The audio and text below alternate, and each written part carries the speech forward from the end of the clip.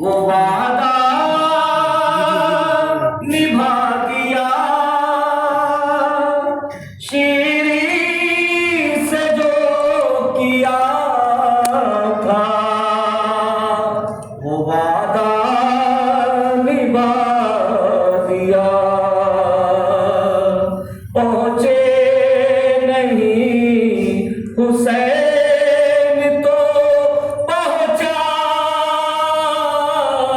سرے حسین،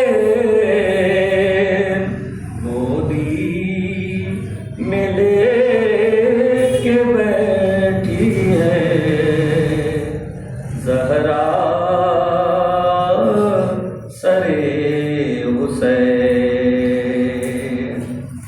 بالوں میں گرد ابرو تکلم کٹے ہوئے،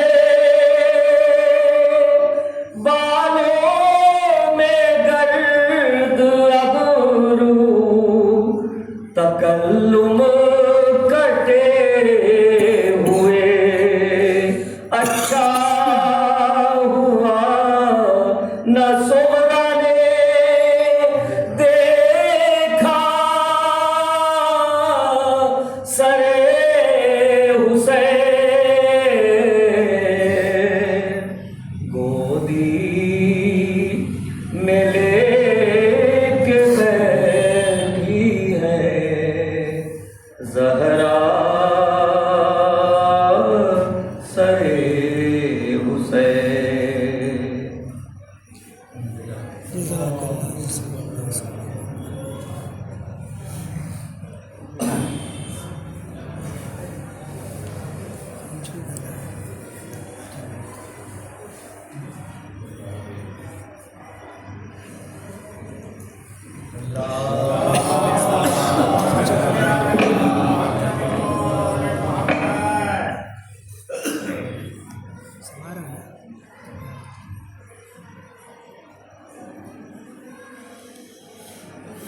رحم اللہ من قرأ الفاتحہ۔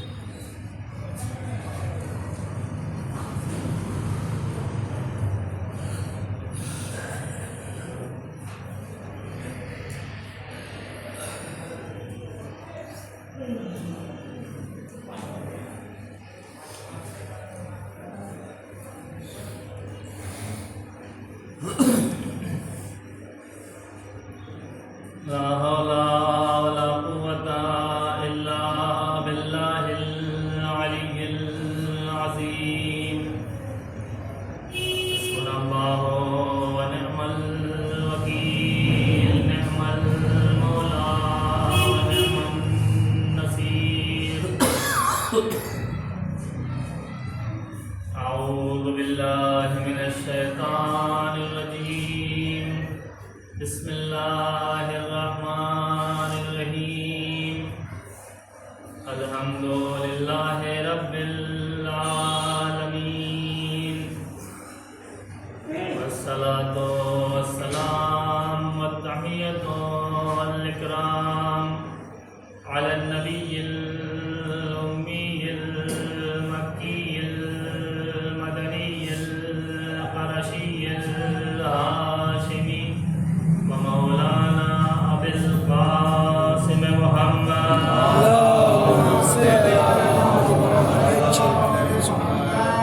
وعلى آلہ الطیبین الطاہرین المعصومین المظلومین المنتخبین المنتجبین الذین اذهب اللہ عنهم الرجس وطہرهم تطہیرا۔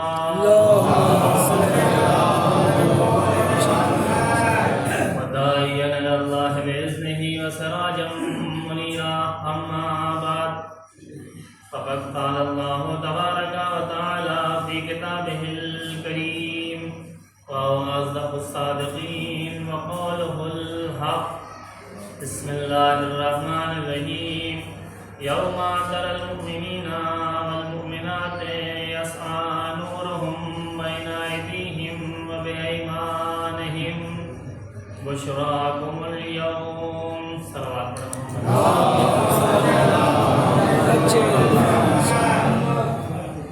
التماس ہے ایک بار سورہ حمد اور 3 بار سورہ اخلاص کی تلاوت فرماگر سید عبدالوحید بنت سید طالب حسین مرحوم، سیدہ خاتون بنت واقف حسین مرحوم، سفیر فاطمہ مرحومہ بنت سید محمد افروزہ حسین صاحب کی روح کو سلام۔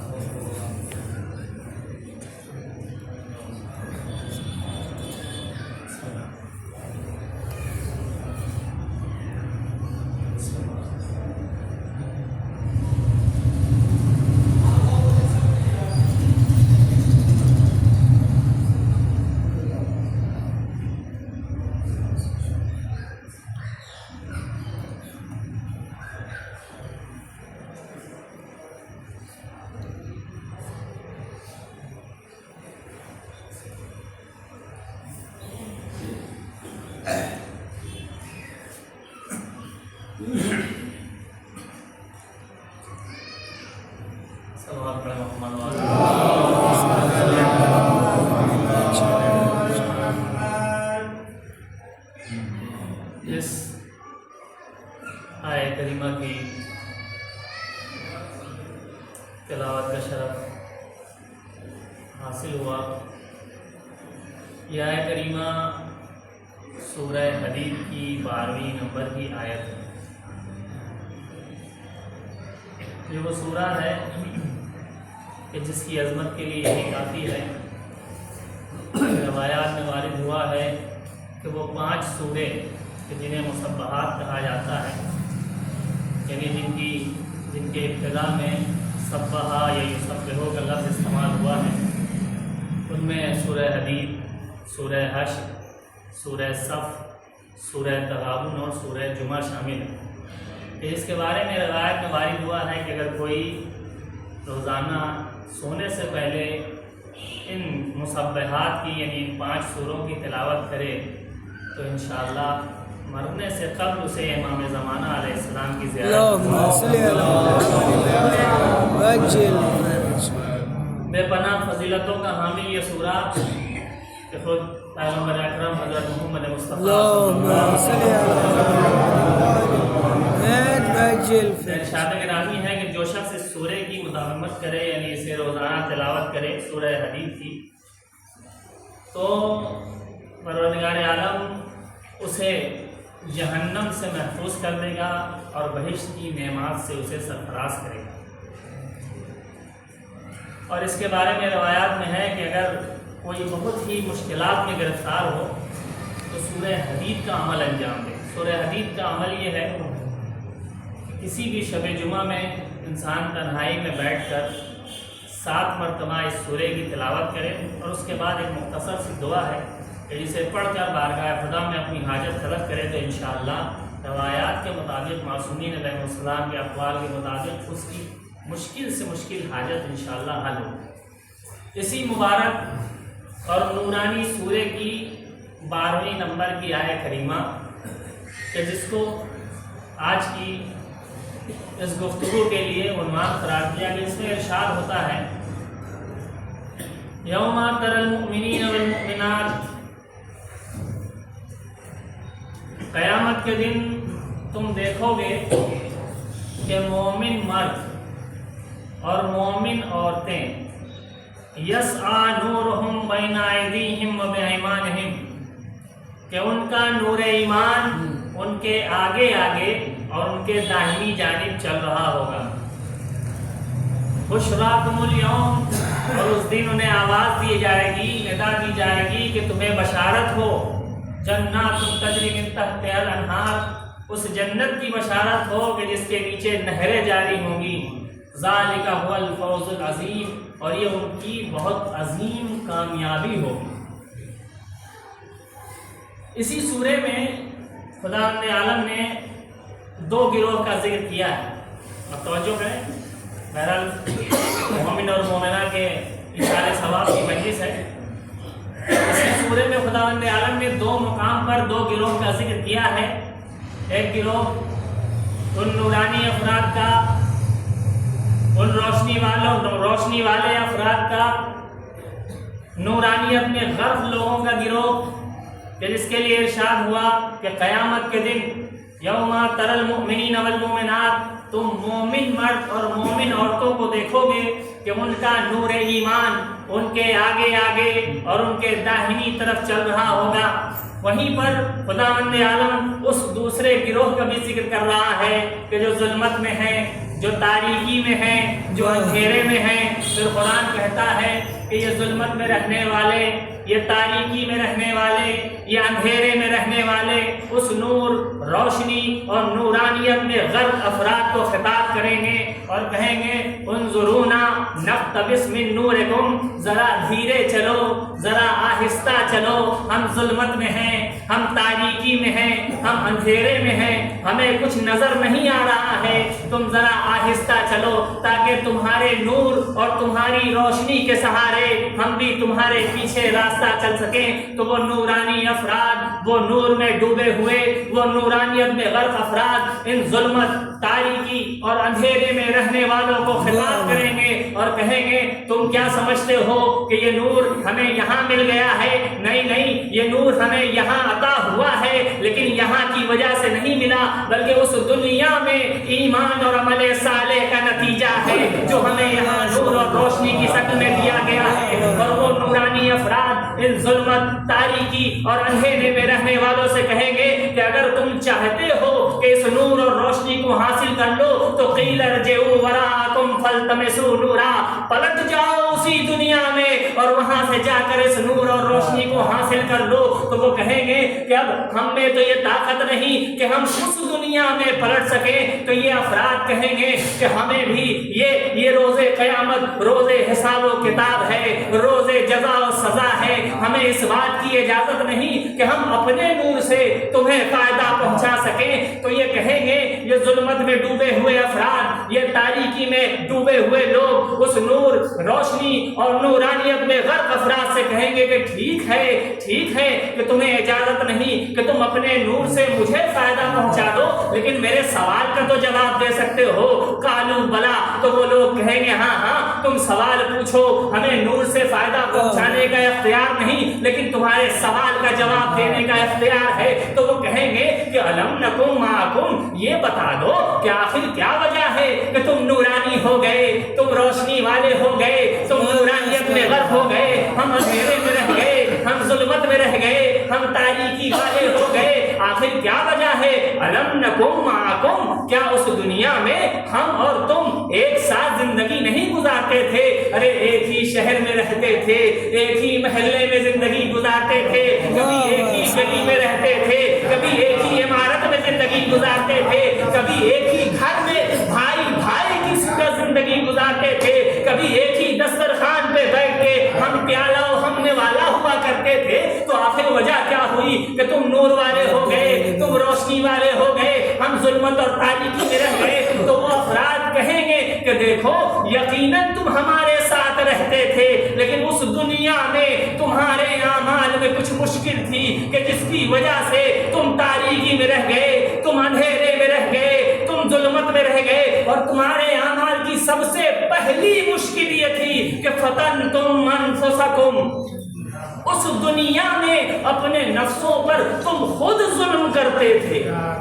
کوئی تمہیں زبردستی گناہ کرنے کے لیے نہیں کہتا تھا، کوئی تمہاری آنکھوں کو زبردستی حرام نظارے دیکھنے کو نہیں کہتا تھا، کوئی تمہارے کانوں کو زبردستی حرام سننے کو مجبور نہیں کرتا تھا، کوئی تمہارے ہاتھوں کو زبردستی ظلم پر مجبور نہیں کرتا تھا، کوئی تمہارے قدموں کو زبردستی گناہ کی طرف چلنے کے لیے مجبور نہیں کرتا تھا، بلکہ فتنتم انفسکم، یہ تم تھے جو خود اپنی مرضی سے اپنے نفس پر ظلم کرتے تھے اور گناہوں کی طرف آگے بڑھتے تھے. تمہارے کام کی دوسری مشکل یہ تھی کہ تم دنیا میں ایسے زندگی گزارتے تھے کہ جیسے قیامت کس نے دیکھی ہے، جو کچھ ہے سب اس دنیا ہی میں رہے گا. اس لیے معصوم نے فرمایا کہ تم موت سے اس لیے ڈرتے ہو کہ امرتم الدنیا وخربتم سب کچھ اسی دنیا کو آباد کرنے میں صرف کر دیا لیکن اپنی آخرت کو آباد کرنے کی فکر نہ کی. اس کے بعد وہ ظلمت والے افراد، وہ تاریکی والے افراد کہیں گے سنو تمہارے اعمال میں تیسری مشکل یہ تھی کہ تب تم دنیا میں جب بھی کوئی عمل تم انجام دیتے تھے تو ہمیشہ شک کے عالم میں رہتے تھے. نہیں معلوم میں نماز پڑھ رہا ہوں اللہ ثواب دے گا کہ نہیں معلوم روزہ رکھ رہا ہوں قیامت ہوگی بھی یا نہیں معلوم یہ سب و خیرات کر رہا ہوں اس کا اجر ملے گا بھی یا اسی دنیا میں برباد ہو کے رہ جائے گا. تو ہر عمل میں تمہیں شک ہوا کرتا تھا. اور چوتھی مشکل جو تمہارے اعمال کی تھی وہ غرتکم الامانی، اس دنیا میں تمہاری آرزویں بڑی لمبی لمبی ہوا کرتی تھی کہ جو کبھی ختم ہونے کا نام ہی نہیں لیتی تھی. یہ مل جائے تو وہ مل گیا، وہ مل جائے یہ مل گیا، بنگلہ مل جائے وہ مل گیا، گاڑی مل جائے. کبھی یہ بھی نہیں سوچتے تھے کہ جو ہم حاصل کرنے کے لیے کوشش کر رہے ہیں وہ اسی دنیا میں رہ جائے گا. نہ حلال کی فکر کیا نہ حرام کی فکر کیا، جیسے ملا اسے حاصل کرنے کی کوشش میں لگ گئے. یاد رکھو یہ وہ چار چیزیں تھیں، یہ وہ چار عامل تھے، یہ وہ چار سبب تھے کہ جن کی وجہ سے آج تم تاریکی میں ہو، آج تم اندھیرے میں ہو، آج تم ظلمت میں ہو. اور ان چار عمل سے بچنے کا نتیجہ تھا کہ ہم نورانی ہو گئے، ہم روشنی والے ہو گئے. خدا نے ہمارے قلب کو نور ایمان سے منور کر رکھا. ایک صلوات پڑھ دیں.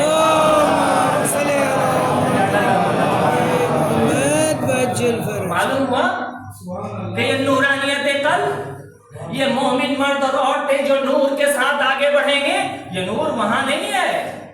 یہ نور حاصل کرنا ہے تو اسی دنیا میں حاصل کرنا ہے. یہ نورانیت قلب کوئی معمولی شے نہیں ہے. پیغمبر اسلام حضرت محمد مصطفیٰ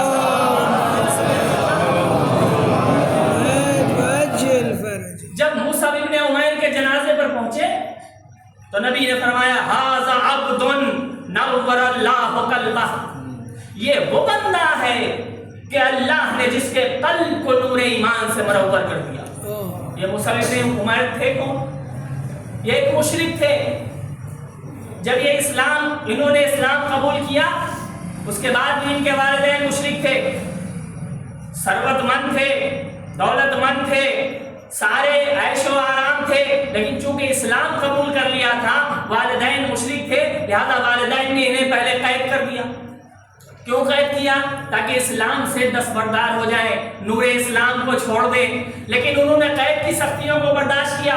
بلاخر جب والدین نے آزاد کیا تو پیغمبر کی خدمت میں آئے. پیغمبر نے پہلے انہیں حبشہ بھیج دیا، کچھ دن حبشہ میں رہے. جب حبشہ سے واپس آئے تو نبی نے انہیں معلم قرآن بنا کر، استاد قرآن بنا کر مدینے بھیجا. مدینے پہنچے، وہاں لوگوں کو قرآن کی تعلیم دیا.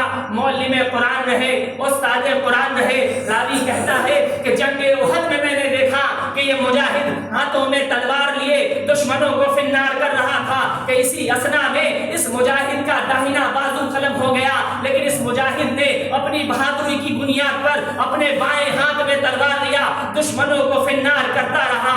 زبان پر ہی آئے کریمہ تھی وما محمد الا رسول، محمد کچھ نہیں ہے سوائے اللہ کے رسول کے. راوی کہتا ہے اسی اسنا میں اس مجاہد کا بایاں بازو بھی قلم ہو گیا، لیکن اس مجاہد نے اپنے سینے کے زور پر دشمنوں پہ حملہ کیا. یہاں تک کہ ایک تیر جب سینے پہ لگا تو زمین پر گر پڑا. جب پیغمبر ان کے جنازے پہ پہنچے تو فرمایا ھذا عبد نور اللہ قلبہ، یہ وہ بندہ ہے کہ اللہ نے جس کے قلب کو نور ایمان سے منور کر دیا. ایک صلوات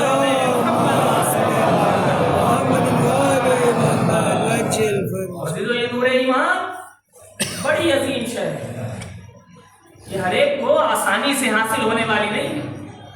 یہی وجہ ہے کہ روایات میں وارد ہوا ہے کہ پیغمبر اکرم حضرت محمد مصطفیٰ کی اکثر و بیشتر یہ دعا ہوا کرتی تھی اللہم اجعل فی قلبی نورا. آپ سوچیں جو مجسم نور ہو وہ دعا کر رہا ہے اللہم اجعل فی قلبی نورا وفی لسانی نورا وفی سمی نورا وفی بصری نورا. پروردگار ہمارے قلب کو نورانی بنا دے، وفی لسانی نورا، معبود ہماری زبان کو نورانی بنا دے تاکہ میں جو بولوں وہ نور ہو۔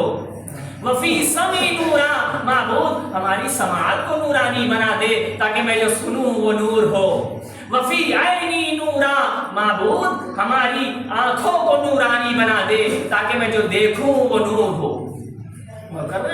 یہ نورانیت قلب کوئی معمولی شے کا نام نہیں ہے۔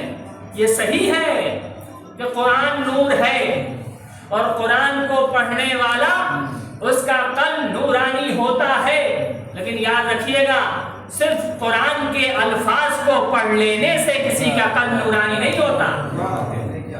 صرف قرآن کے الفاظ پڑھ لینے سے کسی کا قلب نورانی نہیں ہوتا۔ ہم نے تاریخ میں بڑے بڑے عالم قرآن کو دیکھا ہے، بڑے بڑے مفسرین قرآن کو دیکھا ہے، بڑے بڑے معلمین قرآن کو دیکھا ہے کہ جن کا علم قرآن انہیں نورانیت نہ بخش سکا، جن کا علم قرآن انہیں کوئی فائدہ نہ پہنچا سکا۔ کعب ابن سور اتنا بڑا عالم قرآن، اتنا بڑا مفسر قرآن، لیکن جنگ جمل میں مولا کائنات کے سامنے تلوار کھینچ کے کھڑا ہو گئے۔ مولا نے اسے دو ٹکڑے کر دیا۔ لوگوں نے یا علی، ارے یہ مفسر قرآن ہے، یہ عالم قرآن ہے۔ علی خاموش رہے۔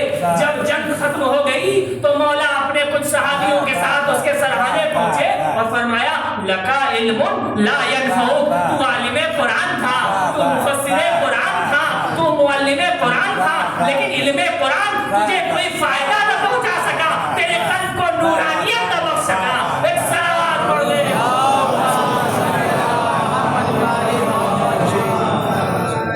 معلوم ہوا کہ نورانیت قلب کوئی معمولی شے کا نام نہیں ہے جو اتنی آسانی سے انسان کو حاصل ہو جائے، اور قرآن نے یہ طے کر دیا کہ یہ نورانیت قلب روز قیامت وہاں حاصل ہونے والی چیز نہیں ہے، بلکہ جس کو حاصل کرنا ہے وہ اس دنیا میں ایمان اور عمل صالح کی بنیاد پہ حاصل کر کے وہاں پا سکتا ہے۔ تو جب یہ بات طے ہو گئی کہ نورانیت قلب عظیم شے ہے کہ جسے وہاں نہیں بلکہ اسی دنیا میں حاصل کرنا ہے، تو اب سوال یہ پیدا ہوتا ہے کہ ہم اس دنیا میں نورانیت قلب حاصل کیسے کریں؟ ایک صلوات پڑھیں محمد۔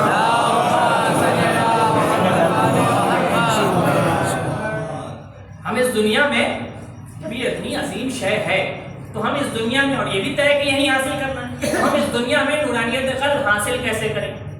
ہمارے چھٹے امام جعفر صادق علیہ السلام مولا فرماتے ہیں طلبت نور القلب ووجدته في التفکر والبکاء۔ مولا فرماتے ہیں کہ طلبت نور القلب، میں نے چاہا کہ میں نور قلب حاصل کروں، میرا قلب نورانی ہو جائے۔ ووجدته في التفکر والبکاء، تو میں نے اسے دو چیزوں میں پایا۔ چھٹے امام فرما رہے ہیں کہ میں نے چاہا کہ میرا قلب نورانی ہو جائے تو میں نے اسے دو چیزوں میں پایا، ایک تفکر، فکر کرنا، غور کرنا، دوسرے بکا یعنی خدا کے خوف سے گریہ وزاری کرنا۔ یعنی ان دو چیزوں سے انسان کا قلب نورانی ہوتا ہے۔ پہلی چیز کیا ہے امام کے قول کے مطابق؟ تفکر، فکر کرنا، غور کرنا۔ قرآن نے بھی مختلف مقام پر لوگوں کو دعوت فکر دیا ہے۔ افلا یتفکرون، تم فکر کیوں نہیں کرتے؟ افلا یتدبرون، تم تدبر کیوں نہیں کرتے؟ تم غور کیوں نہیں؟ ہر مقام پر قرآن نے دعوت فکر دیا ہے۔ یہ فکر کو جو اتنی اہمیت ہے کہ بعض روایات کے مطابق یہاں تک وارد ہوا ہے کہ تفکر ساعۃ خیر من عبادت سنہ، ایک لمحہ سوچنا، ایک لمحہ فکر کرنا سال بھر عبادت کرنے سے بہتر ہے۔ یا بعض روایات کی بنیاد پر 70 سال عبادت سے افضل ہے۔ تو یہ کون سی فکر ہے کہ جو ایک لمحے کی فکر سال بھر کی عبادت سے افضل ہے؟ کون سی فکر ہے کہ انسان بیٹھ جائے سوچے کہ آج فلاں کو بیوقوف بنایا ہے، کل ان کو کیسے بیوقوف؟ یہی فکر ہے جو سال بھر کی عبادت سے افضل ہے؟ آج ان کو بیوقوف بنا کے پیسہ نکال لیا، اب کل کوئی نئی ترکیب سوچوں کہ جس سے ان سے بھی مال آئے کھا جا سکے۔ یہی فکر ہے کہ جو انسان کے قلب کو نورانی بنا دے گی، پھر وہ فکر ہے کون سی؟ کہ مولا کہتے ہیں کہ ایک لمحے کی فکر سال بھر یا 70 سال کی عبادت سے افضل ہے۔ وہ فکر ہے کیا؟ غور کریں، وہ فکر ہے کیا؟ مولا کائنات امیر المومنین علی ابن ابی طالب، مولا کہتے ہیں کہ اگر ایک انسان کچھ نہیں سوچ سکتا، خدا کے بارے میں فکر کرنے کی صلاحیت نہیں رکھتا، قیامت کے بارے میں نہیں سوچ سکتا، آخرت کے بارے میں نہیں سوچ سکتا، حساب و کتاب کے بارے میں نہیں سوچ سکتا، قبر کے بارے میں نہیں سوچ سکتا، تو کم از کم ایک انسان اتنا تو سوچے کہ خود اپنے سے یہ سوال کر لے، من این، ہم کہاں سے آئے ہیں، وفی این، کیوں آئے ہیں، وَإِلَىٰ این، اور کہاں جانا ہے۔ مولا کہتے ہیں کم از کم اتنی فکر تو ہر انسان کر سکتا ہے کہ یہ سوچ لے کہ ہم کہاں سے آئے ہیں اور کیوں آئے ہیں اور ہمیں کہاں جانا ہے۔ جب وہ یہ سوچ لے گا کہ ہم اللہ کی طرف سے آئے ہیں اور ہمیں پلٹ کر اللہ ہی کی طرف جانا ہے، تو خود بخود اس کے اندر یہ احساس پیدا ہو جائے گا کہ ان دونوں کے بیچ میں ہمیں جہاں بھیجا گیا ہے وہ یقیناً اسی کام کے لیے بھیجا گیا ہے کہ ہم اپنے آخرت کا انتظام کر کے یہاں سے جائیں۔ بہت خوب۔ ایک انسان اتنا تو سوچے کہ کہاں سے آئے ہیں، کیوں آئے ہیں اور کہاں پلٹ کے جانا ہے۔ اسی لیے مولا کائنات امیر المومنین علی ابن ابی طالب اللہ فرماتے ہیں کہ فکر ثم منطق، مولا فرماتے ہیں کہ پہلے اگر تم کچھ بولنا چاہتے ہو تو پہلے خوب فکر کر لو، سوچ لو، سمجھ لو، تب بولو۔ یاد رکھیے گا، زیادہ بولنا اور ہر جگہ بولنا ہنر نہیں ہے، بلکہ موقع پر بولنا اور ضرورت کے مطابق بولنا ہنر ہے۔ اور کہتے ہیں آپ نے دیکھا ہوگا کہ بعض لوگ مجمع میں کوشش یہ کرتے ہیں کہ ہر موضوع میں اپنا نظریہ دے دیں۔ سوال پوچھا جا رہا ہے عالم سے پہلے مسئلے کا جواب دینے کی کوشش کریں گے، چاہے خود مسئلہ نہ پتا ہو۔ ہر جگہ آپ کو ایسے لوگ ملیں گے، وہ سمجھتے ہیں کہ زیادہ بولنا ہمارا ہنر ہے۔ نہیں، مولا کہتے ہیں زیادہ بولنا ہنر نہیں ہے، بلکہ موقع کے مطابق اور ضرورت کے مطابق بولنا ہنر ہے۔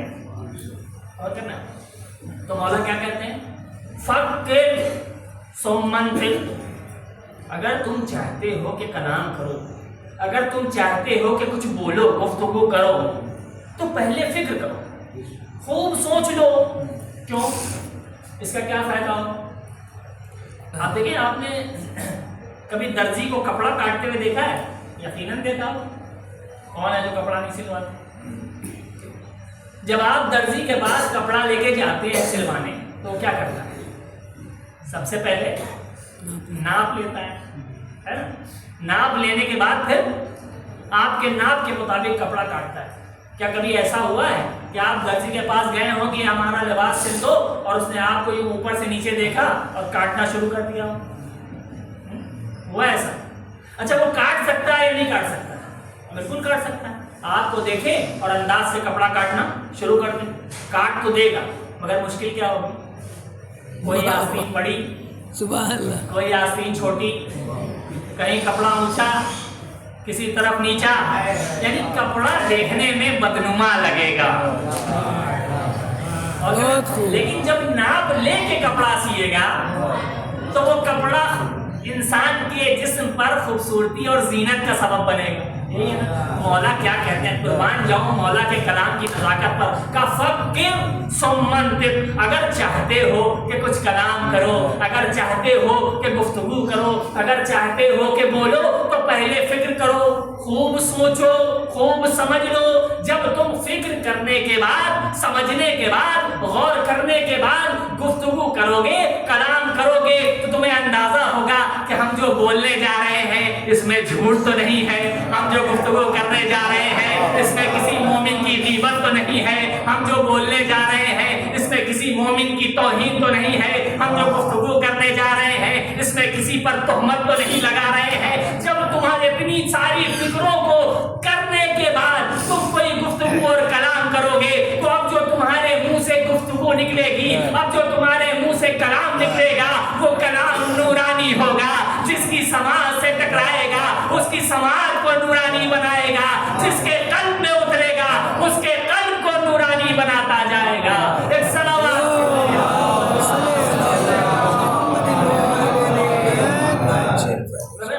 تو معلوم ہوا کہ فکر بڑی اہم شے ہے انسان کے قلب کو نورانی بنانے میں۔ صفوان بن امیہ پیغمبر اسلام کی خدمت میں آیا اور آ کے کہنے لگا یا نبی اللہ، مشرک تھا، یا نبی اللہ میں چاہتا ہوں کہ اسلام قبول کر لوں، لیکن آپ مجھے 2 مہینے کا وقت دیجئے کہ میں ذرا فکر کر لوں، سوچ لوں کہ بھائی اسلام قبول کرنا ہے یا نہیں۔ سنیں گے نبی نے کیا کہا؟ نبی نے کہا جا، میں نے تجھے 2 نہیں 4 مہینے کی مہلت دیا، خوب فکر کر لے، خوب سوچ سمجھ لے، اور جب سوچنے سمجھنے کے بعد، فکر کرنے کے بعد اسلام کی حقانیت اور نورانیت تمہارے لیے واضح ہو جائے تو اپنی فکر کی بنیاد پر اسلام کو قبول کر لینا۔ اسلام زور زبردستی کا مذہب نہیں ہے، بلکہ اپنی فکر اور عقل کا استعمال کر کے اگر تمہیں یہ قانون خدائی نورانی لگے تو اسے اختیار کر لو۔ تو معلوم ہے کہ یہ نورانیت قلب بڑی عظیم ہے، مگر فکر صحیح ہونا چاہیے۔ اگر انسان کی لمحے بھر کی صحیح فکر ہو تو اسے جہنمی سے جنتی بنا سکتی ہے۔ جنگ صفین میں مولا کائنات امیر المومنین علی بن ابی طالب مولا کے سامنے ایک جوان تلوار کھینچ کے کھڑا ہو گیا۔ اب ظاہر ہے اب جیسا ہوتا تو شاید پہلی ہی فرصت 2 ٹکڑے کر دیتا، لیکن علی جس کی تلوار 70 پشتوں کو دیکھ کے چلتی ہے، علی نے دیکھا کہ اس جوان کے لب ہل رہے ہیں۔ مولا نے کہا جوان کیا پڑھتا ہے؟ کہنے لگا قرآن پڑھ رہا ہوں۔ یہ بھی اسلام کی مظلومیت ہے کہ لوگ قرآن پڑھ کے وارثان قرآن میں تلوار کھینچتے تھے۔ کیا کر رہا ہے؟ تو قرآن پڑھ رہا ہوں۔ علی نے کہا قرآن پڑھ رہا ہے؟ مولا مسکرائے، کہ کون سی سورہ پڑھ رہا ہے؟ کہ سورہ اما یتساءلون، 30ویں پارے کا پہلا سورہ۔ مولا نے کہا اما یتساءلون عن النبأ العظیم، کیا تو اس آیت کی تفسیر جانتا ہے؟ کیا تو اس آیت کے مصداق کو جانتا ہے؟ کیا تجھے پتا ہے وہ نبأ عظیم، وہ عظیم خبر، وہ بڑی خبر، وہ بزرگ خبر ہے کیا؟ کہنے لگا نہیں، ہمیں قرآن کے الفاظ پڑھنے کی اجازت ہے، تفسیر پڑھنے کی اجازت نہیں ہے۔ چونکہ حاکم شام نے ابن عباس کو یہ حکم دیا تھا کہ آپ لوگوں کو قرآن تو پڑھنا سکھائیں گے لیکن قرآن کی تفسیر نہیں بتائیں گے۔ کیوں؟ اس لیے کہ ظاہر ہے ابن عباس جیسا مفسر اگر قرآن کی تفسیر کرنے بیٹھ جائے تو سوائے فضائل اہل بیت کے اور کیا بیان کرے۔ اس جوان نے کہا کہ نہیں، ہمیں قرآن پڑھنے کی اجازت ہے مگر اس کی تفسیر سیکھنے کی اجازت نہیں، ہمیں نہیں معلوم کہ وہ عظیم خبر، وہ بڑی خبر کیا ہے، ہمیں نہیں معلوم اس آیت کا مصداق کیا ہے۔ مولا نے کہا واللہ انا نبأ العظیم، خدا کی قسم اس آیت کا مصداق میں ہوں، وہ بڑی خبر، وہ عظیم خبر، وہ بزرگ خبر ہماری ولایت کی خبر ہے جو قدیر کے میدان میں نبی نے ہاتھوں پہ بلند کر کے فرمایا تھا من کنت مولاہ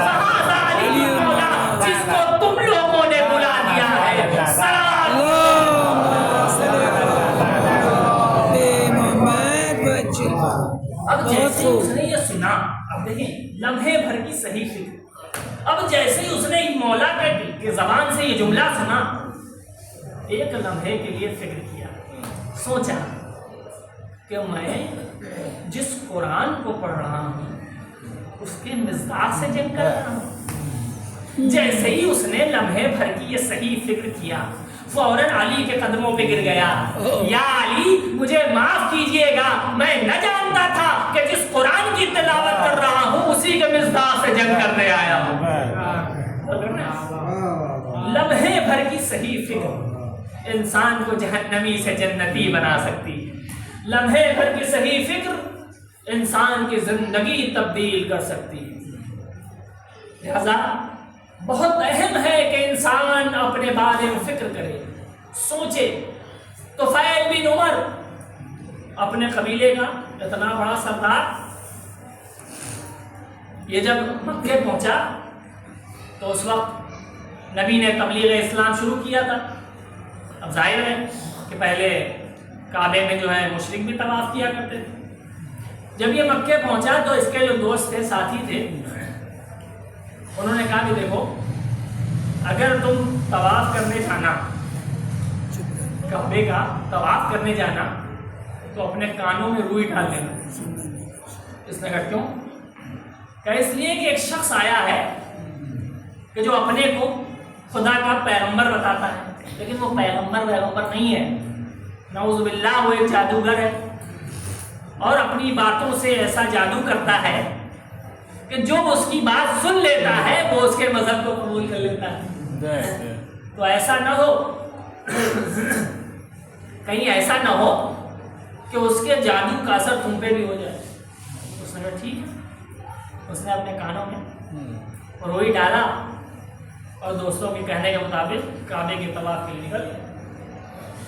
جب وہاں پہنچا کعبے کے طواف کے دوران اس کی نظر ایک شخص پہ پڑی جو ہجر اسماعیل کے بیچ میں کھڑا تھا، اور اس کے مجسم جسم سے ایک نور نکل رہا تھا جو آسمان کی طرف رماتا ہوا، اور اس کے ارد گرد کچھ لوگ کھڑے تھے جس سے وہ محو گفتگو تھا۔ اب ظاہر ہے یہ کچھ سن تو پا نہیں رہا۔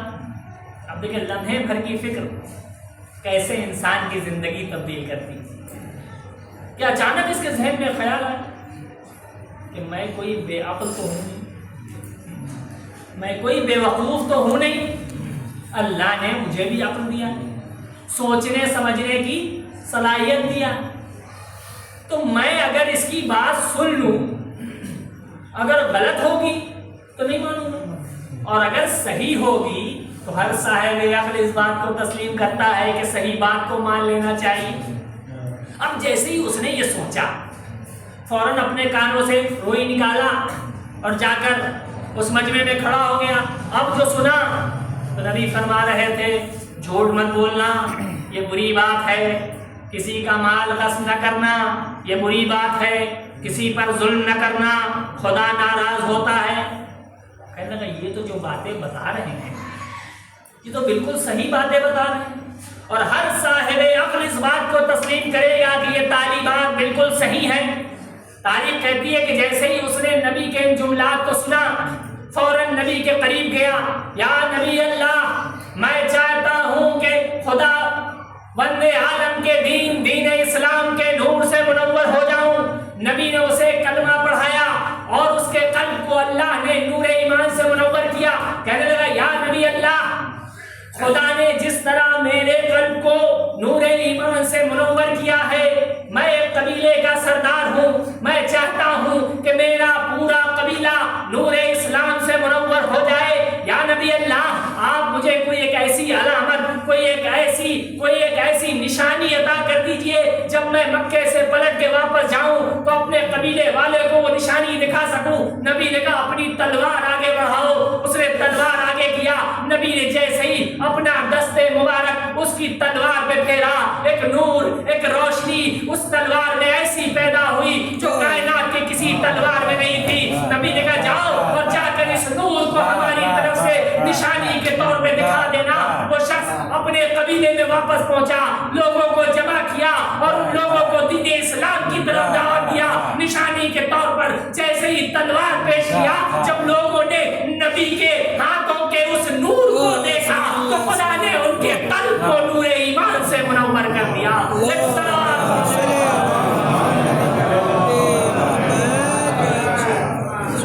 معلوم ہوا کہ نورانیت قلب بڑی عظیم شے ہے، اور اس کا راستہ یہ ہے کہ انسان صحیح فکر کرے۔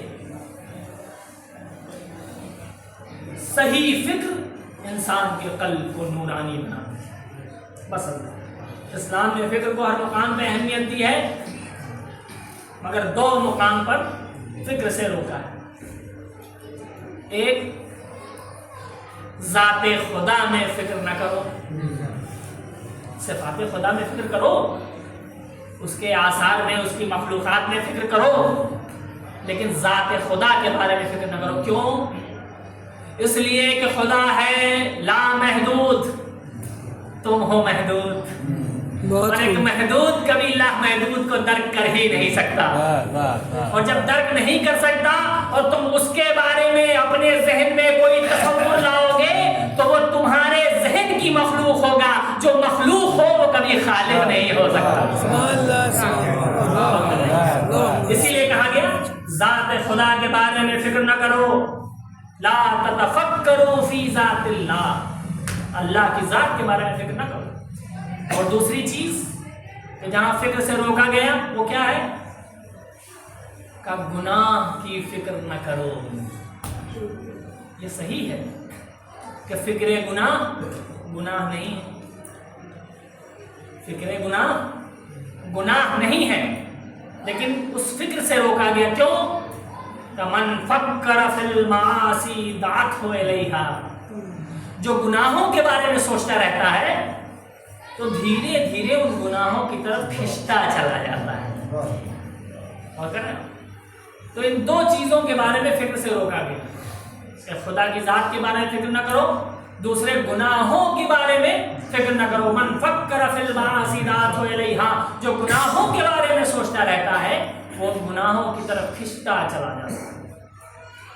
اس لیے حضرت عیسیٰ علیہ السلام کا فرمان ہے کہ گناہوں کی فکر اسی طرح سے ہے کہ جس طرح سے ایک بند کمرے میں دھوئیں کو روشن کر دیا تو کیا ہوگا؟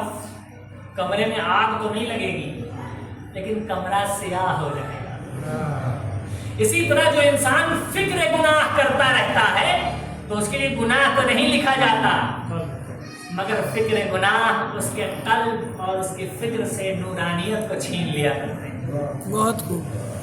بس ابھی وقت نہیں ہے کہ کچھ باتیں تھیں، لیکن بات کو یہیں پہ تمام کرتا ہوں۔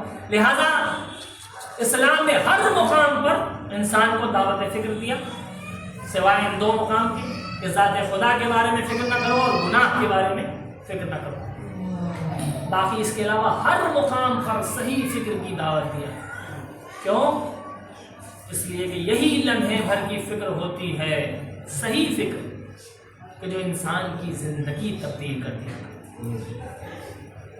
کیا وہ لمحے بھر کی فکر نہیں تھی جس نے حر جیسے جہنمی کو جنتی بنا دیا؟ اب حر کیا حر کا گناہ کوئی معمولی گناہ تھا؟ حسین جیسے عظیم انسان کے لجام فرس پر ہاتھ ڈالنا یہ کوئی معمولی گناہ تھا؟ یہ اتنا بڑا گناہ تھا کہ حسین جیسے انسان نے یہ کہہ دیا کہ حر تیری ماں تیرے ماتم میں بیٹھے۔ فرزند رسول کے لجام فرس میں ہاں، لیکن وہی حر شب عاشور جب لمحے بھر فکر کیا اور سوچا کہ ادھر مال و دولت تو ہے، عیش و عشرت تو ہے، سکون و آرام تو ہے، ادھر بھوک و پیاس ہے، مگر ادھر جہنم ہے، ادھر جنت ہے۔ اور اس لمحے بھر کی فکر میں کو مجبور کر دیا کہ صبح ہوتے ہوتے جو رات تک یزیدی صف میں شامل تھا وہ صبح میں حسینی صف میں شامل ہوا، جا کر اپنے کو حسین کے قدموں میں گرا دیا۔ آقا کیا ہماری خطا بھی قابل بخشش ہے؟ عزیزو، ماہ رمضان کا مہینہ ہے، مغفرت کا مہینہ ہے، خدا سے راز و نیاز کا مہینہ ہے۔ امام کہتے ہیں جو اس مہینے میں نہ بخشا گیا اس سے زیادہ بدبخت کوئی نہیں ہے۔ اپنے گناہوں کی معافی مانگتے رہیے۔ اور حسین کی خدمت میں آ گیا، مولا کیا ہماری گناہوں ہماری خطاؤں کی بھی بخشش کا امکان ہے؟ انصاف سے بتائیے، اگر حسین اس وقت یہ کہہ دیتے کہ ہو میں معاف کر دوں گا، لیکن یہ جو ہمارے بچے چھوٹے چھوٹے بچے پیاس سے بلک رہے ہیں نا، یہ تیری وجہ سے بلک رہے ہیں۔ اگر حسین یہ کہہ دیتے کہ میں معاف تو کر دوں گا، لیکن یہ نبی کی نواسیاں علی کی بیٹیاں مصیبتوں میں گرفتار ہیں نا، یہ تیری وجہ سے ہیں۔ تو کیا حسین کوئی غلط بات کہتے؟ نہیں، غلط بات نہیں کہتے۔ ہر صاحب عقل اس بات کو تسلیم کرے گا کہ حسین کا حق تھا، اگر چاہتے تو وہ کو یہ کہہ کے معاف کر دیتے، مگر اللہ ہے حسین کا وسیع القلب، مگر اللہ ہے حسین کا سیہ صدر، کہ حسین نے نہ اپنی مصیبتوں کا ذکر کیا، نہ حسین نے اپنے گھر والوں کی مصیبتوں کا خود سے ذکر کیا، نہ اپنے بچوں کی پیاس اور بھوک کی شدت کا خود سے ذکر کیا، بلکہ جیسے ہی حر نے قدموں میں گرایا، آقا کیا ہماری خطائیں معاف ہونے کے قابل ہے؟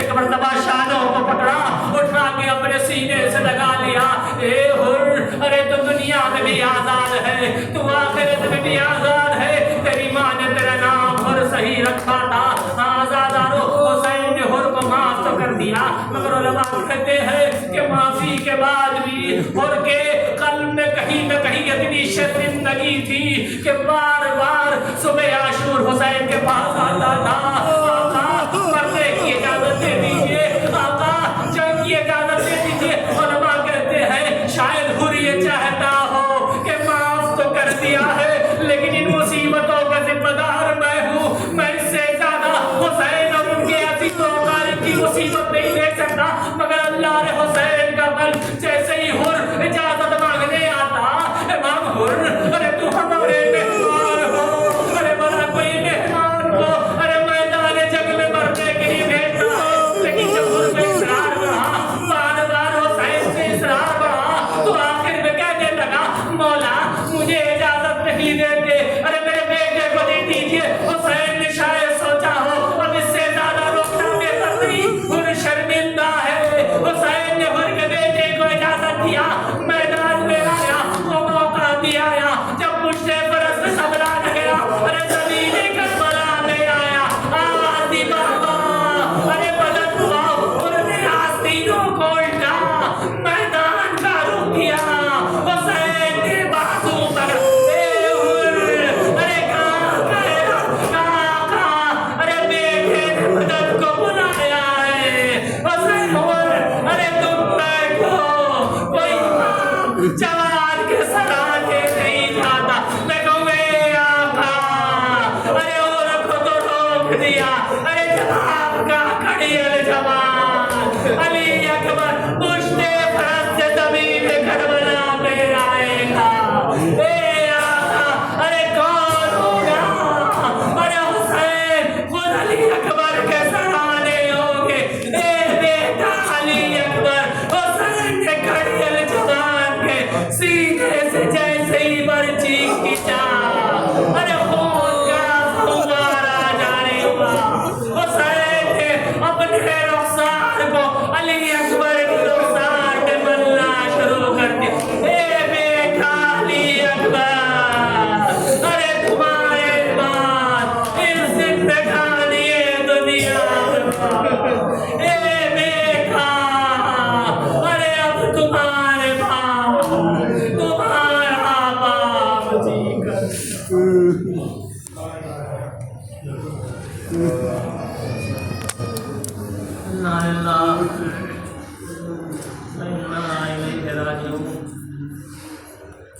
اللہ لعنت اللہ علی الظالمین وسيعلم الذين